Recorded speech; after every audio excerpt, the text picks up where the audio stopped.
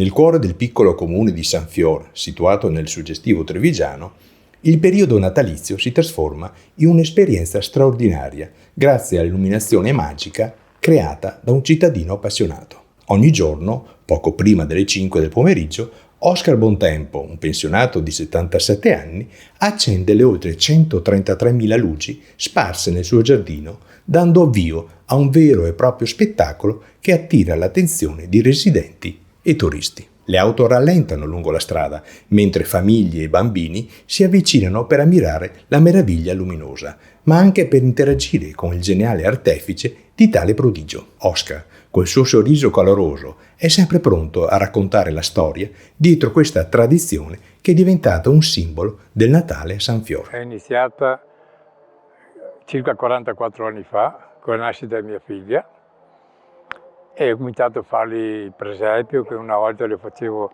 sulle scale in salita, con i monti, con i proiettori. Poi ho cominciato a espandermi, a fare cespugli e robe varie, un po' alla volta, e praticamente adesso sono arrivato a 133.000 luci più gli addobbi a terra illuminati.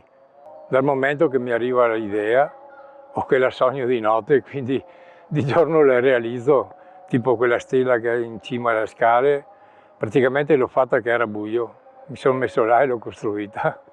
Ieri è arrivata una ragazza con una bambina di circa 2 anni e mezzo, 3, che quando era bambina lei mi ha portato la letterina di Babbo Natale. E ieri è venuta con la figlia e mi ha portato 2 disegni grandi, la bambina. E questa è la storia che continua negli anni, insomma. La gente che viene qua, tanti dicono che vengono qua e sentono il Natale qua da me. Mentre in giro c'è poco da vedere, o brutto, quindi venendo qua si sentono ancora sulle feste di Natale. E questa è la storia, insomma. Nonostante gli anni passino, la sua energia, la sua voglia di fare sono rimaste intatte.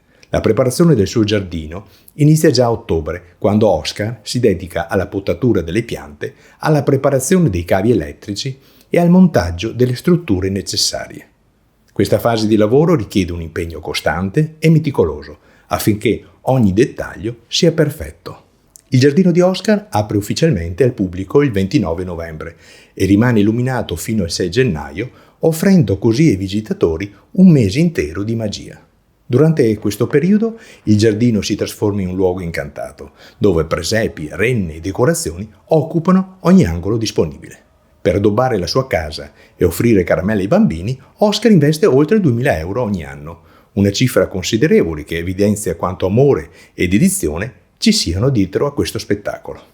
Fortunatamente, un istituto di credito locale ha deciso di sostenere Oscar, contribuendo alle spese, riconoscendo l'importanza dell'iniziativa per l'intera comunità. Le luci natalizie a San Fior di Oscar hanno il potere di illuminare non solo il giardino, ma anche gli animi di chiunque si fermi ad ammirarle, offrendo un'esperienza unica e memorabile, che rimarrà impressa per sempre nella memoria di chi la vive.